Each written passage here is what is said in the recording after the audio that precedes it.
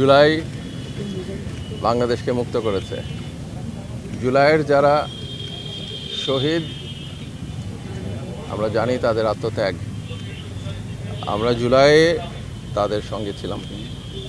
যারা আহত হয়েছেন, হাজার হাজার আহত মানুষ আছেন। গণঅভ্যুত্থানের মধ্যে দিয়ে এই সরকার এসেছে ক্ষমতায়।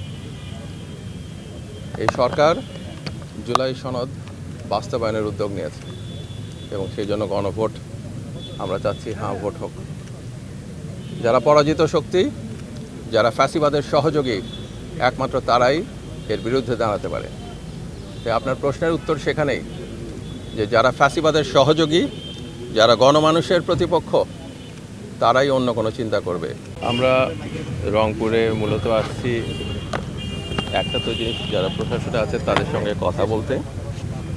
সামনে গণভোট, আপনারা জানেন। বাংলাদেশের ফ্যাসিবাদের পতন ঘটানোর জন্য যারা জীবন দিয়েছেন তাদের এই চেতনাকে সামনে রেখে যেই জুলাই সনদ তৈরি হয়েছে, সেই সনদের পক্ষে গণভোট বিশাল ব্যাপার। একটা জাতির জীবনে 100 বছরে এরকম সুযোগ আসে।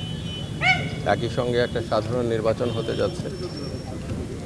আমরা আশা করছি নির্বাচন সুষ্ঠু হবে, শান্তিপূর্ণ হবে, উৎসবমুখর হবে এবং ব্যাপকভাবে গণভোটের পক্ষে বাংলাদেশের জনসাধারণ জুলাই সনদের পক্ষে শহীদদের আত্মত্যাগের ব্যাপারটা সামনে রেখে তাদের সম্মতি দেবেন।